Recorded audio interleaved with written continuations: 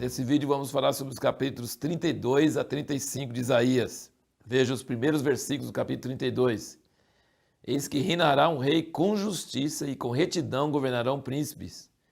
Um varão, um homem, servirá de abrigo contra o vento e um refúgio contra a tempestade, como ribeiro de águas em lugares secos e como a sombra de uma grande penha em terra sedenta.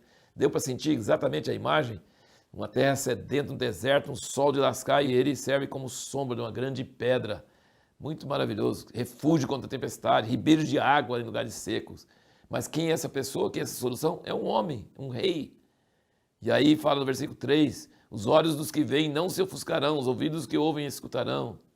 No capítulo 33, no versículo 17, os teus olhos verão o rei na sua formosura e verão a terra que se estende em amplidão.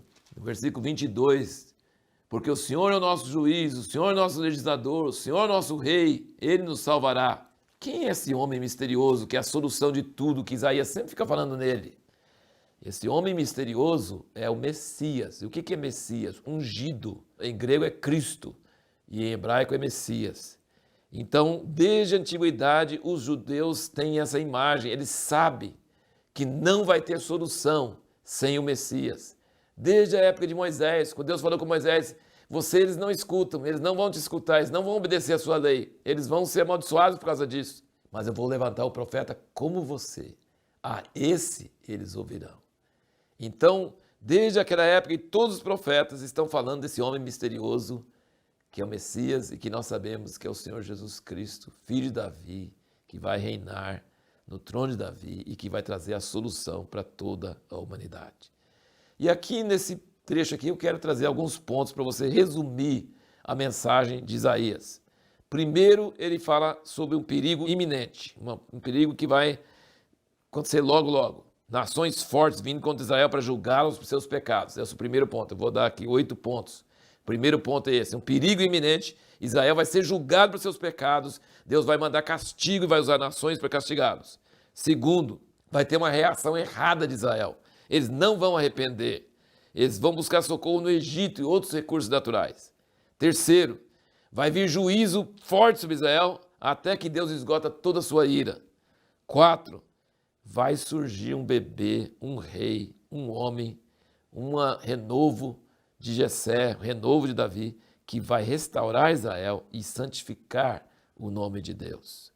5, apenas um remanescente, um resto de Israel será salvo. 6, vai haver terrível juízo sobre as nações, assim como houve sobre Israel, vai ser sobre toda a terra, é o tal do dia do Senhor. 7, Jerusalém será exaltado e virá o reino milenar. E no meio de tudo isso, nós vemos no 8 que vai essa reversão, que os cegos vão ver, os surdos vão ouvir, os mansos vão reinar, os ricos vão ser pobres, os pobres vão ser ricos. Ele fala muito sobre isso, inclusive aqui nesses capítulos ele fala no versículo 4 do 32, ele diz, o coração dos imprudentes entenderá o conhecimento, a língua dos gagos estará pronta para falar distintamente. No 35, versículo 5 e 6, ele diz, então os olhos dos cegos serão abertos, os ouvidos dos surdos se desimpedirão, então o coxo saltará como o servo, e a língua do mudo cantará de alegria, porque águas arrebentarão no deserto e ribeiros no ermo. Ele fala no 8, ali haverá uma estrada, um caminho que se chamará o caminho santo, o imundo não passará por ele, mas será para os remidos. Os caminhantes, até mesmo os loucos, nele não errarão. E então ele fala muito aqui em Isaías, ele fala sobre esse negócio de abrir os olhos dos cegos, de abrir os ouvidos dos surdos, de levantar os mansos, de libertar os oprimidos e os pobres.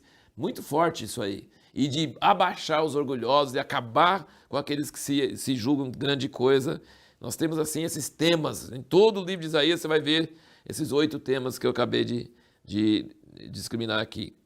E a última coisa que nós vamos falar aqui é sobre a pergunta que nós fizemos. Nós falamos que se não fosse o pecado, o mundo todo, o universo, não conheceria a ira de Deus.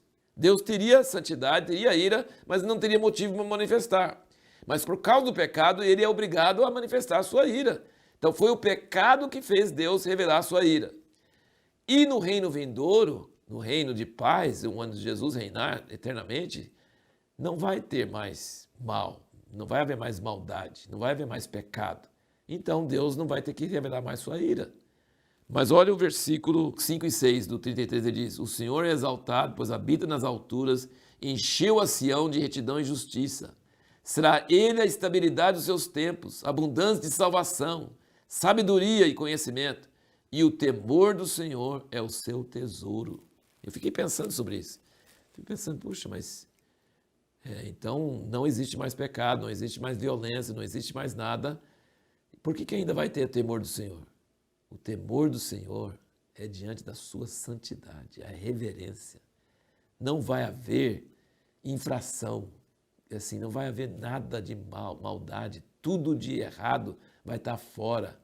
Mas existe o inferno, e existe o diabo e seus anjos, e todos os ímpios estarão lá no inferno. Então nunca os salvos vão deixar de ter temor do Senhor. Os anjos, os 24 anciãos, a gente vê em Apocalipse, se prostram diante de Deus. Jesus tinha o temor do Senhor.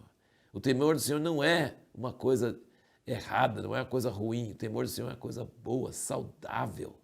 Quando tem ordem, quando tem autoridade, quando tem uma autoridade justa, uma autoridade benevolente, cheia de amor, cheia de bondade, mas que não tolera nada errado. O que os anjos falam sempre na presença de Deus? Santo, santo, santo é o Senhor. Então nunca é uma coisa, sabe, aquele amor meloso, aquela coisa assim que permite qualquer coisa, aquele, sabe, é tipo avô. Avô, você pode fazer qualquer coisa que não está nem aí. Mas Deus não é o avô do céu, Deus é o nosso Pai que está no céu. Avô tem uma coisa, agora pai é outra coisa. Deus não é avô, Deus não é Papai Noel, Deus é Pai. Então sempre nós vamos ter temor dele. O temor do Senhor dura para sempre. Ele não vai precisar mostrar sua ira mais. A ira dele está totalmente lá no inferno, com os que fizeram mal, com os que revoltaram contra ele. Nunca mais vai haver pecado, nunca vai haver mais maldade, mas vai haver o temor do Senhor, será o seu tesouro. Eu espero que você consiga entender um pouquinho do que eu quis passar aqui, porque é um mistério, né? Uma coisa tremenda.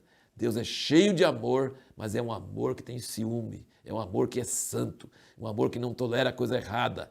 E ele não vai precisar de revelar sua ira, seu ciúme, mas isso vai estar presente, ele nunca muda e nós vamos sentir eternamente esse santo temor, e é isso que não vai permitir o mal entrar mais na terra, no universo. Ele permitiu entrar para revelar sua ira, mas ele nunca mais vai precisar de mostrar sua ira.